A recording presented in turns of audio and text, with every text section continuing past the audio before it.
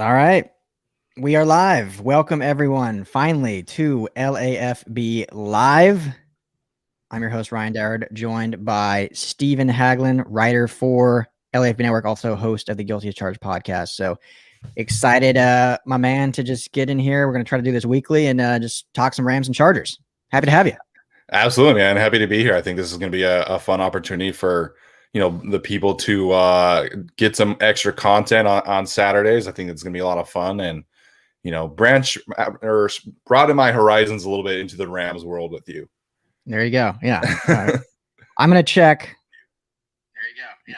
Cool. We do have audio. So for those of you that have joined our 7 test streams, we were supposed to go live at 9. And of course, we were having internet issues, audio issues, anything issues you have, you name. It's kind of the name of the game when you do streaming. But here we are. We're good to go. We are live. What's up, Craig? I think you said what's up in one of our tests also. So thanks for sticking around with us. But Craig's the man. There you go. Perfect. Craig's so great. happy to meet you. Yeah, it should be fun. We're just gonna keep it light, talk a little Chargers, talk a little Rams. We'll probably talk some college ball too later down the line, not today, but yeah, we're gonna try to do this every Saturday, probably 9 a.m. nice and early. Get your cup of coffee or your beers if you're still going from the night before. But yeah, we'll kind of play around with the timing, see what everyone works for everyone. Yeah. You're an early guy, right? You're an early riser. Yeah, man. I've never really been a sleep-in guy. And then, working in education is just we're on spring break this week and still on spring break. I just can't sleep in. In the summer, I'll wake up at 6 o'clock like I always do it. And that's just kind of my body's in that routine now. So, but it works out, See, I'm actually jealous of that. So many people say they're jealous of me because I could sleep forever if I wanted to, and they're like, oh, I wish I could sleep in. I can't sleep past 6. I'm like, no, I hate that I can't wake up early. And now it's a little different too, because my daughter, who just turned 1, still doesn't sleep through the night, so she's still up every 3 to 4 hours. So it's I never get that full sleep. So when she's up at 6:30, I'm just like a zombie. So I wish I was more like you. Well, there's definitely some give and take. There are certain days that I would love to sleep in, but I'm cool with waking up at 6. I just got a Peloton recently. That's been great for me. Being able to wake up and just hop on the bike and get a great workout in. It's been awesome. How is that? Those things look like the coolest things ever. Is it worth the hefty investment? I think it is, man. I miss going to the gym a little bit, and obviously growing up playing football, you grow accustomed to lifting weights and things like that. But we've got a nice setup in our little garage here, and got some dumbbells and things like that. But I love doing the Peloton, man. And I think the biggest thing is it kind of rejuvenates your competitive drive a little bit, because when you go to the gym, it's just you're just, working out by yourself. But, you hop on a Peloton class, strength training or on the bike, and it's kind of a competition. You can pick somebody to go up against and see if you can beat them. So that's been, getting my competitive juices flowing again, so to speak. Yeah. And does it come automatic? Because there's an app, right? And that's what does all the workouts. Yeah. It's not just the bike that you just ride. It's actually a full workout system, isn't it? Yeah. So you pay for the app. You pay for the subscription to the app, which it's not too bad.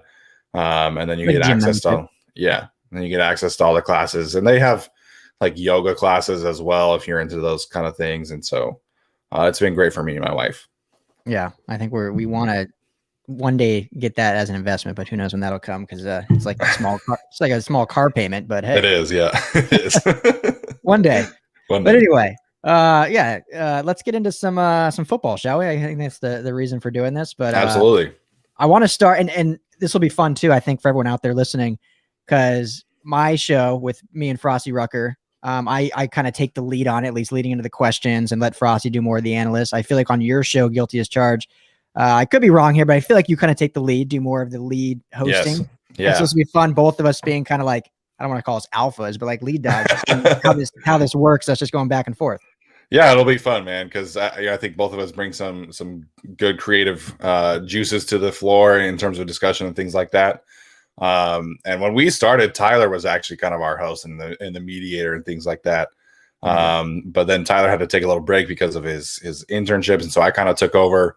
And then when he rejoined, we just kind of kept going. We kept going what was working, and it's been good for me as well to not just be the analyst guy and be the host as well. Yeah. Yeah. There you go.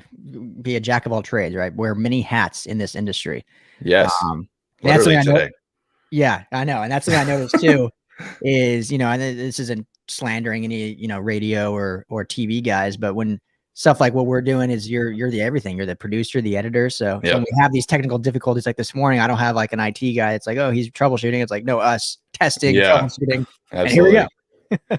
And we finally got there. So it's all good. We are here. So we want to start with this Chargers news that happened yesterday, but real quick, just because Craig did ask a good question. We're going to get more into draft stuff later, but Steven, I'll let you just address that real quick. He asked if we view Mike Davis as the cornerback or CB1 for the Chargers, and if that'll influence their top pick at 13, which you've done a few articles on LAFB Network. But do you view Davis as CB1 there? I think it's a tough conversation because long-term, I do not. I think he is a high-end CB2, but just in their situation, like he's going to be CB1 next year until, whoever they draft, whether that be in the first round or second round, is able to, come into his own. And we just don't see cornerbacks very often come in and be true cornerback ones. Like I'm a, Utah guy, obviously. So Jalen Johnson, right, was one of my favorite players at the University of Utah, and he went to the Bears, and he had a great rookie season. But they had Kyle Fuller, they had Eddie Jackson to take a lot of pressure off of him. So that's my way of saying like Michael Davis will be that kind of Kyle Fuller player where he'll serve as the CB1 in the immediate short-term future, and then whoever they draft is going to be the CB1, in my opinion, long-term. And I think, and maybe it's just my loyalty is too strong here, but people are sleeping on Chris Harris Jr. this year, who I think is going to have a big bounce back year. I know Chargers fans were disappointed by what happened last year. Obviously, he missed 6-7 games with injury, which hasn't happened his entire career. He was definitely down in terms of just production or what he brings to the table, even when he was on the field. But 31 years old, he's in the last year of his contract, so he wants to either prove himself, whether he resigns at the Chargers or gets a deal elsewhere. And he's been CB1 for many times, and I know he is on the other side of 30, but I still think he can have a bounce back year and take some pressure off of Davis and whoever they draft. So I think they have a more talented room than I think a lot of people give them credit for. Well, that's going to be interesting too, because if they want like a true outside corner, right, then what do they do with Chris Harris? Because if you take JC Horn, at 13 or Caleb Farley or Patrick Surtain or whoever is on the board, you want them on the outside. I think JC Horn can play on the inside. I was revisiting some of his film from this past season. I was watching him go in the inside to go against Elijah Moore, who I love. And I thought he did a really good job on the slot, but it's definitely not his thing. Like he needs to be an outside corner. But Daniel Popper, if you listen to him or you read his articles, he seems to think that the Chargers will keep Chris Harris on the outside, and then when they go into the nickel or dime packages, then they'll move him into the slot. So I mean, that's both good and bad, right? Because then you could, take some pressure off of Davis, take some pressure off of the rookie. The rookie's not having to play 100% of the snaps on the outside. Chris Harris can do that. But it's just going to be interesting to see if that influences their decision, because, we'll talk about a little bit about Asante Samuel Jr., who can do both of those things. Or do they favor somebody who is only an outside corner, and how does that affect things? Because, I mean, as well as anyone, Brandon Staley, he covets having a numbers advantage, and having a guy who can go and shut down one side of the field allows them to put all the other 5 pieces of the secondary on the other side or in the middle and kind of shut things down that way. I like Michael Davis a lot, but he's not that kind of player. Like, he's not, I'm going to shut down Tyreek Hill, I'm going to shut down Stephon Diggs by myself and let everybody else go do their own thing. So it's just going to be interesting to see what kind of corner they're going to select and how that affects Chris Harris, like you mentioned. Yeah, and I think the beauty of Brandon Staley, and any Rams fans listening will know this, is what he does schematically and what he draws up doesn't pigeonhole them into forcing them to draft, as you were mentioning, just an outside, just an inside. I mean, going into last year, I don't think anyone, including Rams fans, would have said Troy Hill and Darius Williams would have been coveted corners going into the free agent market. And because of what he did schematically, and obviously kudos to the players too, worked their asses off and obviously showed out. But but he moves that star position around too. Sometimes it's Jalen Ramsey, sometimes it's John Johnson, which is, your nickel guy. So we can see Derwin James even come up and maybe play slot corner. And so so many things can happen. So long answer for Craig here. I just don't think they're pigeonholed to a specific player or even a specific position at 13. But we'll get more of the draft later. So, this is gonna be a quick show today. And so we'll talk a little bit more about that at the end with the Rams as well. But quickly, I just want to touch on this before we get down this rabbit hole too far, which we could talk forever. I know Steven with draft stuff. I love the draft, man. I love the draft. I know, and you've done awesome work. Make sure to check out all Steven's stuff on LAFB Network because he's got a bunch of articles up there. But this Chargers news that broke yesterday. The sister of Dean Spanos, her name's Dee Spanos, I think. I think it's Dia, which honestly, like Dia and Dean, what are we doing, man? Like, come on. Yeah. Where's the creativity, Alex and Faye? Come on. Where was the creativity? So the news comes out that she is, I don't know if she's technically suing, but basically going to court to have a judge try to force his or her hand into the Chargers selling. It's not necessarily great press. I personally, I'll get your thoughts first. What did you just think of what came out, and what do you think comes of this? Well, it was terrible timing. I'm so excited for the draft and focusing on that. And then it was like, Dia Spanos is petitioning Dean Spanos to sell the Chargers. And it's like, well, I think like the long-term view of this is like, this is going to be a long dragged out process. Yeah. And, Dia clearly, I view it as Dia is trying to like cash out, right? Because the Chargers are on the rise. They are on the come up. They're worth, what is it, like 10 times more now than they were in San Diego. So I think this is just her way of trying to cash out. But we'll have to see how that plays out. A lot of people were throwing around like Jeff Bezos potentially moving back to the Chargers. And that's really like what I was talking about on social media most of the yesterday is they're not moving back to San Diego. Like it makes no sense whatsoever for whoever buys them, or if Dean, retains ownership, they're not going back to San Diego. I think a lot of people really underestimate really how many bridges were burned during all of that process. And the fact that LA is this, amazing market. And even if the Chargers are not 100% selling out with Chargers fans, they will sell out SoFi Stadium. They're going to make a lot of money, and whoever owns them is going to want to be able to keep that money for themselves and not have to, move them to San Diego where they will make exponentially less money. And at the end of the day, that's what we all know. The NFL is about money first and foremost. It's, that's why we see people like Jerry Jones, do all these crazy things, like have full stadiums in the midst of a pandemic. So they're not moving back to San Diego. That really was kind of my main takeaway. I don't really care who the owner is, honestly, as long as they're the Chargers and they have my favorite players, like I'm cool with it. Yeah. Yeah. I mean, what owner, even if they were to say Jeff Bezos does buy, which I agree with you. I don't think anything's going to happen, or if it does, it's going to take a long time. Let's look at the Broncos. The Broncos have had a trust ownership now going on almost a decade after Pat Bowlen was trust, and now there's the kids going back and forth. So that's they've been in that. It's a mess.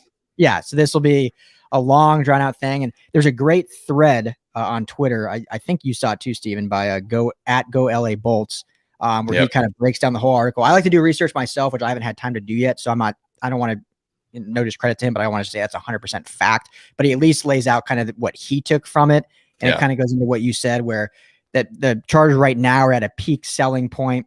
And so if they were able to sell, she would get paid out a whole lot more now, as opposed to down the line just selling her shares. So it's more of a, they're not necessarily that much they are in debt, but it's because of, their relocation fees, because of all that. There was no fans last year. It's not like they're losing money. It's that they just don't have the intake yet. And in 2 years, they'll pay all that debt off with what they're doing here in LA. So I don't think that is concerning, where people see, oh, look at the Chargers, $340 million in debt, where in reality, I don't think that is an issue at all, because they'll repay that all very, very quickly after, they pay these loans and stuff off. So, and to your point about San Diego, again, I have no hat in the game. I didn't start covering the Chargers till they were here, so I have no disrespect for San Diego. Right. Yeah, you're playing in the most beautiful, state-of-the-art stadium in the world for $1 a year.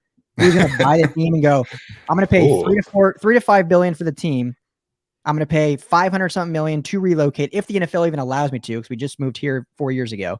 Right. And then I'm going to go pay another $2 to $3 billion for a new stadium that San Diego wouldn't approve for 16 years because they didn't want to allocate land for our it's just, there's so much going into it that's like it's not that simple. Yeah. Just like, oh, someone's gonna buy him and move him back down there. No, it makes no sense, like logistically, financially. It just doesn't make sense to move them down there. But yeah, this is going to be a long process, and I think Dean in his letter was like, listen, like we're happy to buy Dia out, which I think is probably the most likely outcome. Yeah. People like the Spanos, they don't do things on other people's terms, right? Like, so Dean is only going to sell the team if Dean wants to. Yeah. And I've kind of had this stance for a while. I think people, specifically in San Diego, the hatred towards Dean Spanos is not justified in my opinion. People will always throw around like he's the worst owner in sports. And I'm like, have you seen Dan Snyder? Have you seen James Dolan? Like the Chargers have it fine. Like Dean, like 98% of the time stays out of the best owner, but he's not the worst. Yeah. Like most of the time he stays out of the way. He signs the checks and he does his job. Like, most of the day-to-day football operations is Tom Telesco and his son, which, that's a different story. But, Dean stays out of the way. Dean signs the checks. So, all this talk of like, I hate Dean, he's the worst owner in sports. There are so many worse owners out there. And we could talk about Jerry Jones, or you could talk about Robert Kraft, like the most powerful owners in the league, right? But they've got some shady history, and so I think people unjustifiably hate Dean Spanos, and I think he's, like you said, he's not the best, but he's definitely not the worst, and he's probably not even like bottom 5. So and that's my little rant there. And the last thing I'll say about him too, and again, I haven't met Dean, and I do think he's not like, he has some work to do to gain more credibility within ownership, at least, especially with LA, just not knowing him. But one thing I will say, I know one of the biggest gripes about the move was it was all greed, right? Everyone's like, oh, he just got greedy, didn't want to sell for less. And of course it's business. There's going to be greed, quote unquote, that comes into it.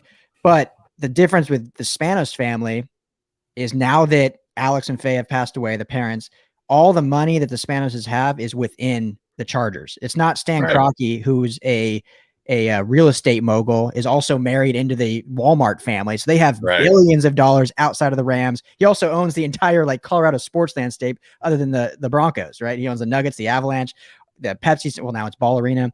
So he has money. Robert Kraft, obviously everyone knows Kraft, that he owns that company.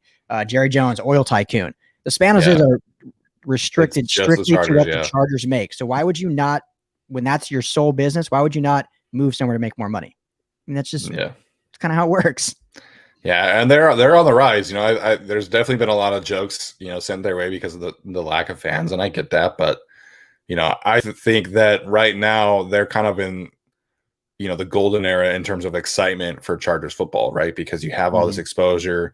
You have Justin Herbert coming off a rookie season. You have a young coach who seems to be like a budding genius in the business, and so they have to win, obviously, to keep gaining fans and make more money and things like that. But I can't remember an offseason with this much excitement around the Chargers, and I'm 27. I've been a fan of the Chargers my whole life, so this is definitely an exciting time to see the Chargers. And like you said, SoFi Stadium. Why on earth would anybody want to leave that? Because let's say they do move to San Diego, then you have to play in the Aztec Stadium, which is like, I think 30,000 seats or something like that.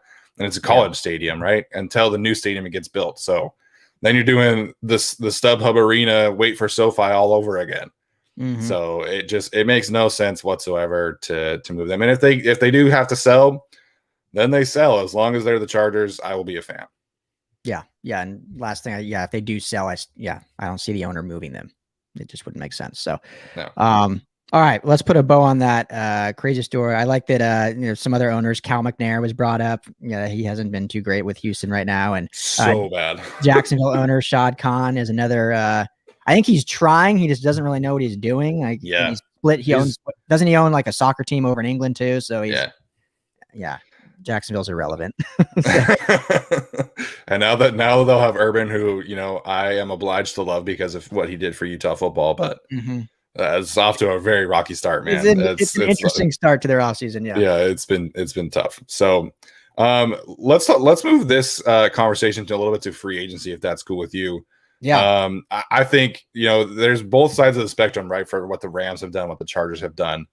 Obviously, the Rams haven't done much because, frankly, they can't. Yep. But they got Matthew Stafford, and so I think the interesting conversation in like comparing the two, because like top tier talent wise, they're very similar, right? Like, I mean, obviously, Aaron Donald is far superior than anyone on playing defense right now, but the Chargers have their version of Donald in Joey Bosa. Mm-hmm. They have their version of Jalen Ramsey and Derwin James if he's able to stay healthy. But really, what it's going to come down to is the quarterback position. So, I mean, we talked about this on an interview on the roundtable with Fernando and Gilbert. But where do the Rams fans, stand with Matthew Stafford right now versus like comparing what their situation was with Jared Goff? Oh, just pure ecstatic elation. I think everyone is so excited about Matthew Stafford, and there's that I try to stay more even keel and hesitant because I think Matthew Stafford is an absolute upgrade, and I think he's gonna be great. But you still do have to look at, yes, he has the talent, but you still have to look at, I mean, Detroit, not a great run organization either. Didn't give him a lot of tools, but no playoff wins. There still was those years that just some stuff didn't work out. They had some good years with Calvin Johnson and stuff. They still weren't able to do anything. So I'm still reserved, but absolutely, I think he's going to fit tremendously in this McVay system. I think you actually said he might be a MVP candidate this year, which I don't disagree with. It's just all a matter of how quickly they can install everything, because we don't know. Right. We don't even know what this offseason is going to look like. It seems like things are getting back to normal, and they will be able to have all these offseason programs, but I don't know how official that is all yet. So the worst thing that can happen for the Rams is that not happen, and you go into training camp with no reps and a brand new quarterback, and they'll still be a playoff team, I think. But to be that Super Bowl team, they need to get these reps in early. But overall, I think fans are just ecstatic, and Matthew Stafford's bought in. He was seen in Mexico with his wife, already repping Rams gear, and so he's pumped to be here. So I think LA. I think he's having him and Justin Herbert here in LA. Like the quarterback position is a lot of fun in the best city in the world. So I don't think there's many complaints. Oh man, it's going to be so exciting to see the kind of show that these two quarterbacks put on. I've been such a big Matt Stafford fan, and I think he's been criminally underrated throughout his career because he plays in Detroit. But the biggest concern that I have with him is just the ability to stay healthy, right? Because it seems like he's just always battling something, and most of the time he's able to play through it. But he's had some cracked ribs. He tore some ligaments in his thumb. Last year he had a back injury, so he's been battling through all these injuries, and I think that's why I'm also kind of excited, because Sean McVay will be able to take all the pressure off of him. And I know he's had talent in Detroit, but he's not had, Cooper Kupp and Robert Woods together. Like, I mean, he's had Kenny Golladay, Marvin Jones, who are both solid, but I think Woods. That's a debate. Yeah, that's a fun debate. Yeah, I think Woods is one of the most underrated receivers in the league, because I think he's just constantly turning out 1,000-yard seasons. And so you have this great offensive mind, great play caller, really good talent. I love Cam Akers. Yeah. So I'm just really excited to see what Matthew Stafford can do, because, I think at his floor and at Goff's ceiling, they're probably pretty similar quarterbacks. But I think Matthew Stafford's ceiling is just so much higher than what we've seen with Jared Goff. And, Bucky Brooks and Daniel Jeremiah always use the analogy of like trucks versus trailers. Jared Goff is unequivocally a trailer, but Matthew Stafford can be a truck. Like, he can pull things and carry his own weight. And so it's just going to be really exciting to see what that does with Sean McVay. Absolutely. That's a great analogy. And I think the biggest thing too for the Rams, and I preach this, I feel like for the last 2 or 3 years, but this helps any quarterback. So it seems like common sense, but the best way to help Stafford is if McVay is actually committed to the run game and committed to Cam Akers. Yeah. What's that crazy stat? Stafford's had like 900-yard rushers, like not 1,000-yard rushers, like 100-yard rushing games. He had like 9 of them in his career in Detroit, or something crazy. It's wild. So if McVay will commit, because even last year with Goff, when they ran the ball 30+ times, they had like 1 loss. Yeah, it's wild. They've been undefeated. So if they commit to that, and you have Matthew Stafford, just opens up the offense. We can finally get back to that 2018 offense that was so dynamic, and forget about these last 2 years where I know that was a shot to McVay's pride when his offense was down and their defense was number 1. So, great signing. So, well, Steven, let's end with this. Again, quick one. We wanted to get this rolling, and then we'll just do this every week. Can't wait for it. And we'll have a nice. We want to try to do these 45 minutes to an hour, but today, because of starting late, we'll do it quick. But I wanted to talk. We talked a little bit pre-jumping on here about draft positionings between Rams and Chargers fans and just the Yeah. discrepancy of how people see it. I think that's always fun. And that's why I love covering both teams, is you get to get involved in both fan bases. And so one guy we'll talk about, Asante Samuel Jr., tremendous cornerback. I think he's going to have a great career. I would love him for either team. But I think you were saying a lot of Chargers fans, and us included, probably don't think he will be available for the Chargers second-round pick. And then a lot of Rams fans and analysts who pick after the Chargers second-round pick at 57 are saying Asante Samuel Jr. would be a great fit for them. Right. What do you think about the discrepancy, and do you think he actually makes it that far? Well, I think just the kind of positional scarcity of the cornerback class, like he certainly could go much earlier than any of us think, right? Because you have this uncertainty around Caleb Farley, and like this back injury changes everything. And then you have JC Horn go out, and you have this amazing pro day. And so I think for the most part, it was kind of widely considered that JC Horn would be on the board for the Chargers at 13. Mm-hmm. And that Caleb Farley and or Patrick Surtain would be gone. But now you're looking at 13 potentially having Horn and Farley on the board. And so you could take one of those, and then you don't have to worry about a corner in the second round. I think my personal approach would be take an offensive tackle at 13, and then you take a secondary starter, be it a safety like a Richie Grant, or a cornerback like Asante Samuel Jr. and Eric Stokes, maybe if he's around. But it just is so funny because we've kind of taken this approach of like, we're going to assume that Asante Samuel Jr. is not on the board, but it's not impossible that he is, right? Because you have all these amazing offensive linemen, you have all these amazing wide receivers. Somebody is going to get the short end of the stick in the first round, apparently. Maybe even the top 5. Like when we might be looking at 5 quarterbacks all in a row for the first time ever, which is just wild. So I think that Asante Samuel should go before the Chargers. But if he's on the board, I would not be surprised. If he's on the board at 57, I would be very, very surprised if the Chargers pass on Asante Samuel Jr., because I just think he's such a perfect fit for what Brandon Staley wants, because then you have your version of Troy Hill and Darius Williams with Chris Harris and Asante Samuel Jr. Both can play inside, both can play outside. They're both really good tacklers. And, Asante Samuel Jr. and Chris Harris could probably take some reps at safety if they need to. So I think Asante Samuel Jr. is a perfect fit at 47. He would be perfect in the Rams too, but I just don't think he's going to be there at 57.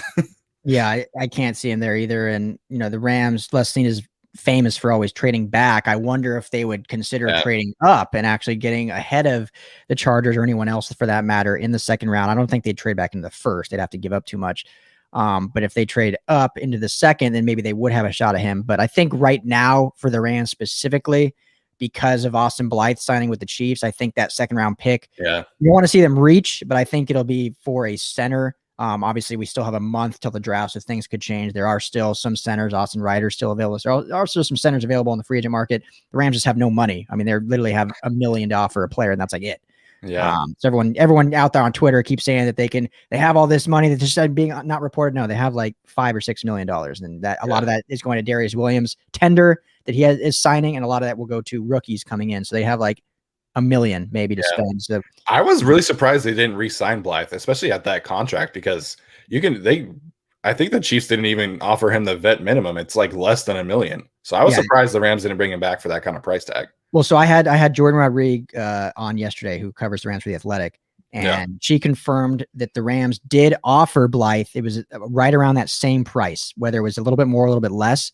But I think she was just saying that Blythe, knowing that he would be no matter what a stopgap center here in LA, getting that, even though he probably will be in Kansas City too, he figured, he'll go there, have another fresh start, be able to build upon that. So, so they did offer him. It was just that same really crappy offer, which is surprising, but I think it's just, they don't have the money. I mean, that's really, I don't think it was any disrespect to him. They just really don't have, they're strapped for cash. Well, and I think, that kind of opportunity for him going to Kansas City, right? Because they're rebuilding the offensive line, and they're probably going to be in the Super Bowl next year again.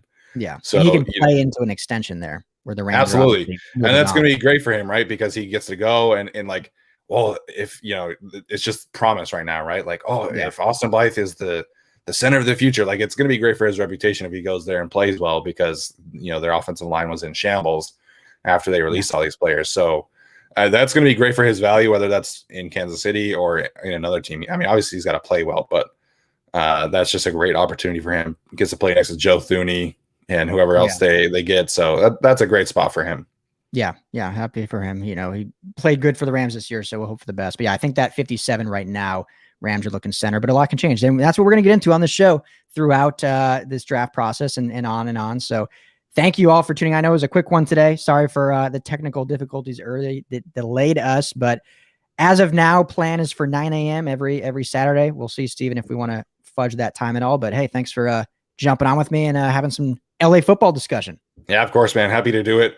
Hopefully you and the fam are safe and able to have a wonderful weekend. I know Mia's, you said she's turning 1 soon, right? She turned 1 on Monday. So oh, man. A week ago. For those of you who don't know, Mia is just the cutest little girl on earth. So, you know, happy to hear that she's doing so well these days. I appreciate that, man. It means a lot. So yeah, she's doing great. So, but yeah, thank you guys for jumping on with us this early Saturday morning. Make sure to follow LAFB Network. Head to LAFBnetwork.com for all of our content. Steven does phenomenal Chargers coverage there. And then we have plenty of Rams, UCLA, and USC content as well. Steven's podcast, the Guilty as Charged podcast.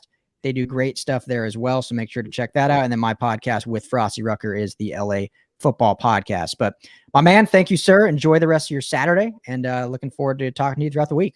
Thanks, man. You too. And thanks everyone for tuning in. All right, guys. Appreciate you. Guys and gals, appreciate you all. We'll talk to you guys soon. Bye, guys.